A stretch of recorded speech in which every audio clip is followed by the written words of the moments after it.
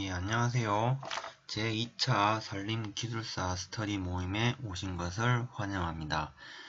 자, 이번 시간에도 그 약수령 4문제, 그리고 서술형 9문제, 이렇게 그 문제, 그 과거 기출문제를 바탕으로 그 문제풀이 그 과정을 설명해 드리고 거기에 대해서 답안 작성은 어떻게 할 건지에 대해서 이번 시간에 한번 설명을 해 보도록 하겠습니다. 먼저 그 약수령을 먼저 할 건데 약수령 첫 번째 문제.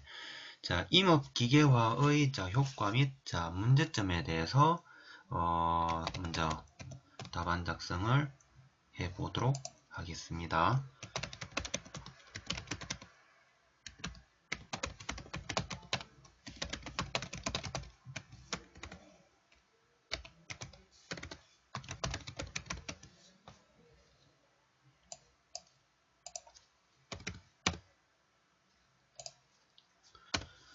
자, 임업기계화의 효과 및 문제점.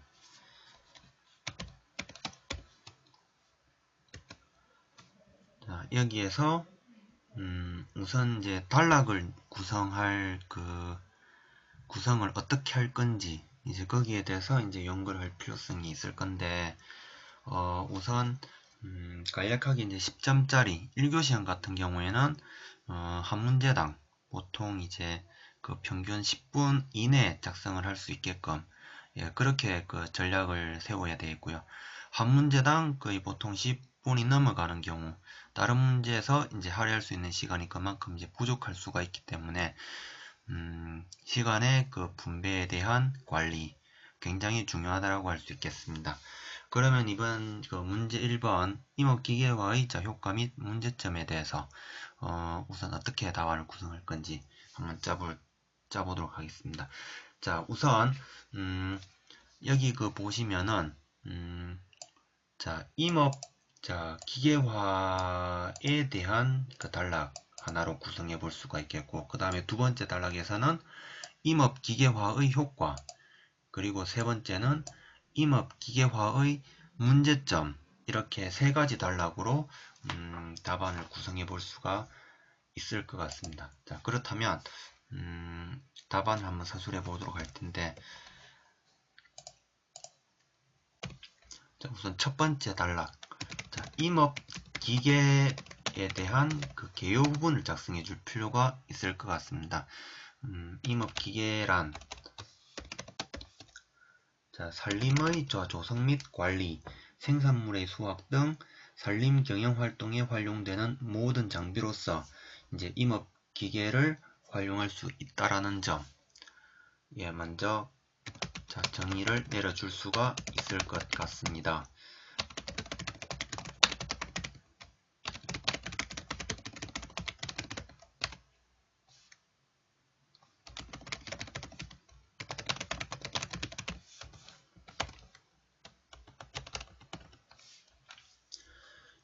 이렇게 간략하게 이제 임업 기계에 대한 이제 개요를 이제 작성을 해주고 나면은 그 다음에는 이제 임업 기계화의 이제 효과, 그리고 이제 산림 작업에서 기계화가 갖는 이제 목적이라든지 의미에 대해서 한번 이제 정리를 해줄 필요가 있겠는데요. 임업 기계화의 효과. 임업 기계화의 효과에 대해서는 우선 첫 번째, 소요 인력이라든지 작업 시간의 절감을 먼저 들 수가 있겠고, 그 다음에는 노동 생산성의 향상, 그리고 이제 생산 비용의 절감. 이제 생산 비용의 절감 같은 경우에는 그 인건비 이제 최소화로 인한 그 생산비 절감을 이제 가장 큰 의미로 둘 수가 있을 것 같습니다. 그리고 이제 그 다음으로는 이제 중노동으로부터의 해방, 그리고 계획 생산의 실시가 가능, 그 다음에 지형 조건의 극복에 가능, 그리고 이제 생산 속도의 증가라든지 상품 가치의 향상, 이렇게 대략적으로 한 7가지 정도의 의미, 효과를 둘 수가 있을 것 같습니다. 자, 먼저 첫 번째, 소요 인력과 작업 시간의 절감. 그리고 두 번째는 자, 노동 생산성의 향상. 그리고 자, 세 번째 자, 중노동으로부터의 해방. 그리고 네 번째로는 계획 생산의 실시. 그리고 다섯 번째는 지형 조건의 극복. 그리고 여섯 번째는 생산 속도의 자, 증가와 상품 가치의 향상. 예, 이렇게 대략적으로 이제 될 수가 있을 것입니다. 그리고 일곱 번째, 생산 비용의 절감도 하나의 그 효과로서 적용할 수가 있겠고요. 여기에 대해서는 자, 인건비 최소화에 따른 그 생산비 절감이라고 볼 수가 있을 것입니다. 그리고 이제 세 번째 단락, 그 임업기계화의 이제 문제점에 대해서 그 설명을 해드릴 수가 있을 것입니다. 자, 임업기계화의 문제점. 그 항상 이제 그 문제를 그 풀이하실 때는 항상 문제를 그 존중한다는 의미에서 그 우선 임업기계화 효과 및 문제점에서 임업기계화란 무엇인지 한번 이제 언급을 해줄 필요성이 있을 것 같고요. 그 다음에는 임업기계 이제 효과에 대해서 이제 문제에서 요구하는 이제 효과 언급을 해줄 이제 필요성이 있을 것이고요. 그 다음에는 이제 세 번째 단락으로 봐서 이제 임업기계화의 이제 문제점에 대해서 이제 언급을 해줄 필요성이 있을 것입니다. 임업기계화의 자, 문제점으로는 어떠한 것들이 있을지 그 간단히 언급해보면은 우선 경영 그 규모에 대한 의존도가 높다라는 것 하나 들 수가 있겠고요. 그 다음에는 그 작업 성과가 그 기계운전원의 기능에 좌우된다는 것. 그 다음에 노동재해라든지 작업 안전에 대한 대책에 대한 그 강화가 필요하다는 점. 그리고 이제 지리적인 그 분리성, 그러니까는 그 각 그 임업 기계가 투입될 수 있는 그런 그 부분에 대한 그 장비 특성에 따라 그 투입될 수 있는 그 지형적인 요소라든지 그런 부분에 제약 요소가 발생한다는 점을 들 수가 있겠고요. 그 다음에 이제 다섯 번째는 그 자연 환경과 그 임지 그 훼손 문제에 대한 그 충분히 유의해야 할 필요성이 있다라는 것. 이 부분에 대해서 충분히 그 답안에 그 기술해 줄 필요성이 있다라고 생각을 합니다. 먼저 첫 번째, 경영 규모의 의존도가 높다.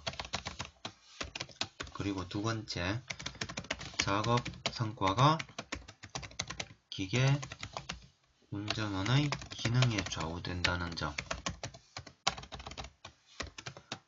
그 다음 세 번째, 노동재해 및 작업 안전대책의 강화가 필요하다라는 점. 그리고 네 번째, 지리적인 분리성이 크다라는 점. 마지막 다섯 번째, 자연 환경과 임지 훼손 문제에 유의해야 한다는 점.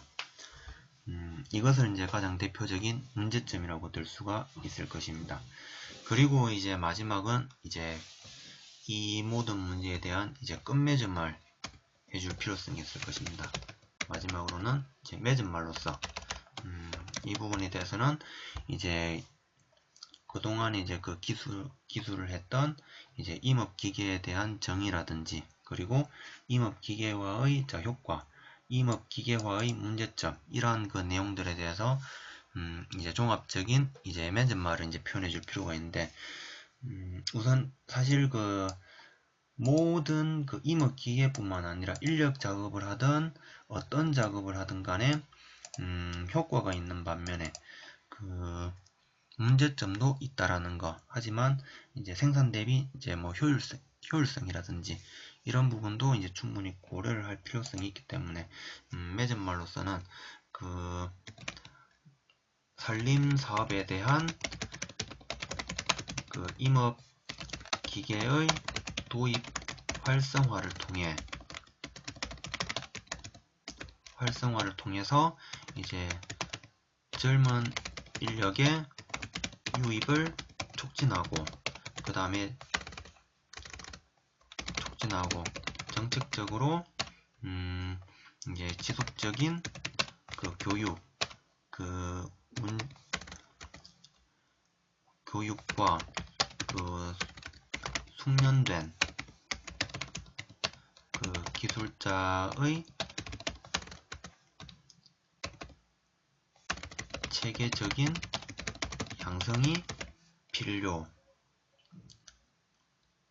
필요하다는 점을 이제 마무리해 준다면은 답안으로서 좀 구성진 그런 답안 작성이 되지 않을까라는 생각을 가지고 있습니다.